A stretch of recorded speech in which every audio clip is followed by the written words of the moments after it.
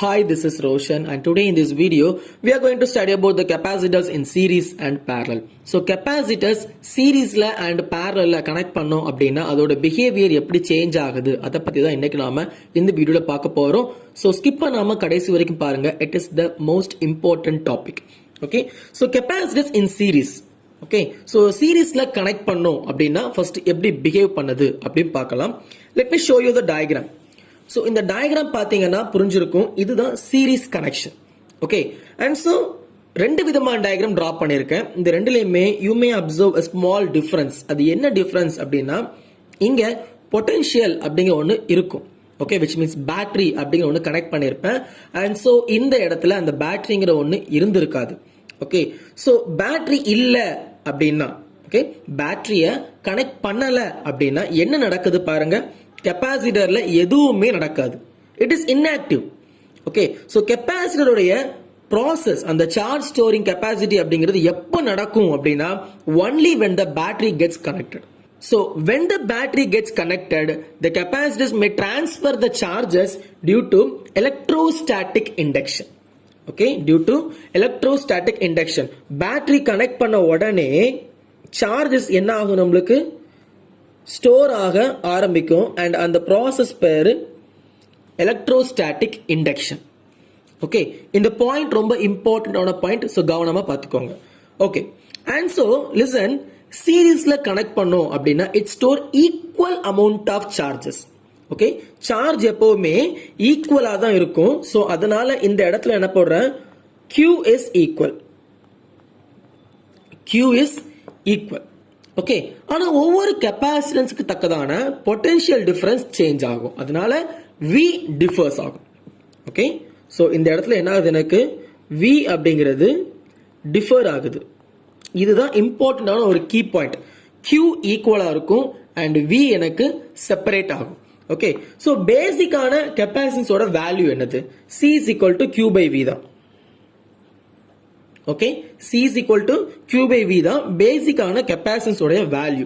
அதுல பார்த்தோம்னா எனக்கு Q சேமா இருக்குது அண்ட் V டிஃபர் ஆகுது. ஓகே, சோ எது டிஃபர் ஆகுதோ அதை தான் ஆட் பண்ண முடியும். ஓகே, இந்த இடத்துல எனக்கு வோல்டேஜ் அல்லது பொட்டன்ஷியல் டிஃபரன்ஸ் டிஃபர் ஆகுது. சோ அதனால நான் இதை தான் ஆட் பண்ண முடியும். So to find the total potential difference, okay, total potential difference V is equal to V1 plus V2 plus V3. So நம்ம கிட்ட 3 கெப்பாசிட்டர் தான் இருக்குது. அதனால அந்த 3 வோல்டேஜை மட்டும் ரெப்ரசென்ட் பண்ணியாச்சு. ஓகே, இப்போ Vக்கான ஃபார்முலா என்ன, பை மீன்ஸ் ஆஃப் கெப்பாசிட்டன்ஸ். கெப்பாசிட்டன்ஸ்ல V ஓட வேல்யூ என்ன அப்படின்னு ஃபைண்ட் அவுட் பண்றதுக்கு இந்த ஃபார்முலாவை யூஸ் பண்ணிக்கிறோம். Okay, so V C interchange பண்ணிக்கிறோம். V and C cross multiply பண்ணோம்னா V is equal to Q by C. Okay, V is equal to Q by C அப்படின்னு கிடைக்கும். அண்ட் ஸோ V இது டோட்டலா உள்ளது. ஓகே, சோ டோட்டலா பார்த்தோம்னா Q divided by CS. CS means capacitors in series அப்படி அர்த்தம். That is equal to V1 first capacitor. Okay, first capacitor. So listen, Q divided by C1. Okay, Q க்கு நான் 1 2 3 போட முடியாது because Q remains equal for all. Second, for V2 it is Q divided by C2. V3 எங்க process ஆகுது, C3 ல வருது. so it is Q by C3. Okay, so இப்போ என்ன பண்றேன், இங்க இருக்கிற 3 Q காமனா எடுத்துறேன். so Q by CS is equal to Q காமனா எடுத்துட்டீங்கன்னா உள்ள என்ன இருக்கும், 1 by C1 plus 1 by C2 plus 1 by C3. Okay, so Q and Q gets cancelled. So finally கிடைக்கிற வேல்யூ என்ன அப்படின்னா total capacitance. Okay, 1 by CS is equal to 1 by C1 plus 1 by C2 plus 1 by C3. So இதுதான் capacitance சீரிஸ்ல connect பண்ணீங்கன்னா கிடைச்ச value. Okay, and இதை எப்படி statement எழுதணும், because இதுல நீங்க எழுத போற அந்த ஸ்டேட்மெண்ட் தான் ரொம்ப முக்கியமான விஷயம். அல்டிமேட்டா நம்ம என்ன ஸ்டேட்மெண்ட் கொடுக்க போறோம் அப்படிங்கிறது ஃபைனல் கன்க்ளூஷன் அப்படின்னு கூட சொல்லலாம். ஓகே, சோ இது மூலமா நான் தெரிஞ்சுக்கிட்டது என்ன அப்படின்னா, when the capacitors are connected in series, நான் கெபாசிட்டரை சீரிஸ்ல கனெக்ட் பண்ணேன் அப்படின்னா the inverse of the equivalent capacitance. Okay, the inverse of equivalent capacitance is equal to the sum of the individual, okay, is equal to the sum of the எதோடைய sum individual capacitors அதோடைய inverse ஓட, okay, so sum of the inverse of individual capacitors, sum of the inverse of individual capacitors, okay. so இதுதான் நம்ம சீரிஸ்ல connect பண்ணும்போது நமக்கு கிடைச்ச conclusion. நீங்க சீரிஸ்ல connect பண்ணீங்க அப்படின்னா அதோட டோட்டல் கெப்பாசிட்டன்ஸ் உடைய இன்வர்ஸ் எதுக்கு ஈக்குவலா இருக்கும்? தனித்தனியா ஒவ்வொரு கெப்பாசிட்டன்ஸ் உடைய இன்வர்ஸ் உடைய சம்முக்கு ஈக்குவலா இருக்கும். ஓகே, அண்ட் சோ இதுல இன்னொரு விஷயம் அடங்கியிருக்கு, ஒரு இம்பார்ட்டன்ட் ஃபேக்ட் என்ன அப்படின்னா, கிடைக்கிற இந்த series capacitance, okay, total capacitance இதுல இருக்கக்கூடிய ஸ்மாலஸ்ட் கெப்பாசிட்டன்ஸோட கம்மியா தான் இருக்கும். ஓகே, இஃப் ஐ ஹாவ், ஒருவேளை என்கிட்ட நான் வந்து 1 2 3 அப்படின்னு 3 கெப்பாசிட்டன்ஸ் வேல்யூ வச்சிருக்கேன். ஒரு கெப்பாசிட்டன்ஸ் வேல்யூ 1, இன்னொரு கெப்பாசிட்டன்ஸ் வேல்யூ 2, இன்னொரு கெப்பாசிட்டன்ஸ் வேல்யூ 3 அப்படின்னு கொடுத்துருக்கேன் அப்படின்னா டோட்டல் கெப்பாசிட்டன்ஸ் கண்டிப்பா எனக்கு 0 somethingல தான் இருக்கும். Okay, which means less than 1 இருக்கிற அந்த 1 விட எனக்கு டோட்டல் கெப்பாசிட்டன்ஸ் சீரிஸ்ல கனெக்ட் பண்ணும்போது கம்மியா தான் இருக்கும். சோ இது என்ன சொல்லுது அப்படின்னா, நீங்க கெப்பாசிட்டரை சீரிஸ்ல எவ்வளவுக்கு எவ்வளவு கனெக்ட் பண்ணிட்டு போறீங்களோ அவ்வளவுக்கு அவ்வளவு அதோட வேல்யூ குறைஞ்சிக்கிட்டே வரும். ஓகே, சோ கெப்பாசிட்டரை சீரிஸ்ல கனெக்ட் பண்ணீங்க அப்படின்னா லாங்கரா போக போக கெப்பாசிட்டன்ஸ் வேல்யூ உங்களுக்கு டிக்ரீஸ் ஆகிட்டே வரும். இதுதான் சீரிஸ்ல கிடைக்கக்கூடிய conclusion. So the next thing what we are going to see is about the capacitors in parallel. கெப்பாசிட்டரை parallel connect பண்ணோம் அப்படின்னா என்ன நடக்கும் அதை தான் பார்க்க போறோம். ஸோ இதுதான் அந்த parallel connection. Okay, so C1 C2 C3 அப்படிங்கிற ஒரு 3 கெப்பாசிட்டர் என்ன பண்ணிட்டேன், parallel கனெக்ட் பண்ணிட்டேன். அண்ட் அதை என்ன பண்ணிட்டேன், வழக்கம் போல ஒரு பேட்டரி கூடயோ இல்லை பொட்டன்ஷியல் டிஃபரன்ஸ் கூடயோ கனெக்ட் பண்ணி வச்சிருக்கேன். ஓகே, ஸோ அப்படி கனெக்ட் பண்ணும்போது parallel கனெக்ஷன்ல பாத்தீங்கன்னா சீரீஸ்ல நடந்த அதே ப்ராசஸ் அப்படியே ஆப்போசிட்ல நடக்கும் நம்மளுக்கு. ஓகே, என்ன சீரீஸ்ல பார்த்து ரெண்டே வேல்யூ தான், ஒன்னு V இன்னொன்னு Q. ஓகே, ஒன்னு V இன்னொன்னு Q. சீரீஸ்ல V எனக்கு டிஃபர் ஆச்சு, ஸோ பேரலல்ல V எனக்கு சேமா இருக்கும், which means potential remains same in parallel. Okay, and Q differs. Okay, series நடந்த அதே ப்ராசஸ் அப்படியே உல்டாவா நடக்கும் இங்க. ஓகே, சோ நார்மலா கெப்பாசிட்டன்ஸோட ஃபார்முலா என்னது, இது மூலமா டிஃபைன் பண்றோம். அப்ப C is equal to எனக்கு Q by V. நான் ஏற்கனவே சொன்ன மாதிரி எது டிஃபர் ஆகுதோ அதை தான் ஆட் பண்ண முடியும், அதுக்கு தான் டோட்டல் வேல்யூ ஃபைண்ட் அவுட் பண்ண முடியும்.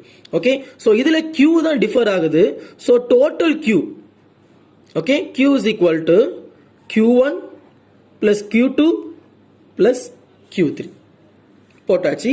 அண்ட் இந்த Qக்கான கெப்பாசிட்டன்ஸ் ஃபார்முலா என்னது, so Q is equal to V multiply பண்ணிட்டீங்க அப்படின்னா CV அப்படின்னு கிடைக்கும்.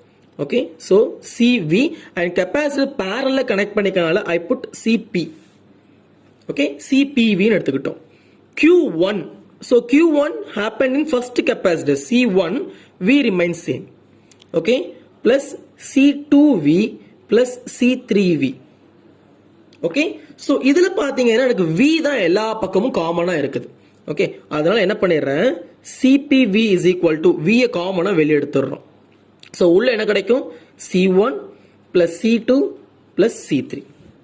ஓகே, சோ ஆட்டோமேட்டிக்கா எனக்கு இந்த Vயும் இந்த Vயும் கேன்சல் ஆயிடும். சோ கிடைக்கிற வேல்யூ அல்டிமேட்டா CP is equal to C1 plus C2 plus C3. Okay, C1 plus C2 plus C3. So இது மூலமா என்ன தெரியுது அப்படின்னா, நீங்க parallel-ஆ கெபாசிட்டர் கனெக்ட் பண்ணீங்க அப்படின்னா எத்தனை கெபாசிட்டர் அதோட வேல்யூ என்னவோ அதை நீங்க டோட்டலா ஆட் பண்ணீங்க அப்படின்னா அதுக்கான டோட்டல் கெபாசிட்டன்ஸ் வேல்யூ கிடைச்சிடும். So this shows that when the capacitor is connected in parallel, கெபாசிட்டர்ல நீங்க parallel-ஆ கனெக்ட் பண்ணீங்க அப்படின்னா அதோட டோட்டல் வேல்யூ எப்படி இருக்கும்னா, ஒவ்வொரு இண்டிவிஜுவல் கெபாசிட்டருடைய கெபாசிட்டன்ஸை நார்மலா ஆட் பண்ணாலே போதும், அதோட வேல்யூ கிடைச்சிடும். Okay, so thus the equivalent capacitance. இதோட கன்க்ளூஷன் எப்படி எழுதணும் அப்படின்னா, thus the equivalent capacitance. Okay, equivalent capacitance of capacitors, which means these three capacitors, okay, connected in parallel, connected in parallel is equal to the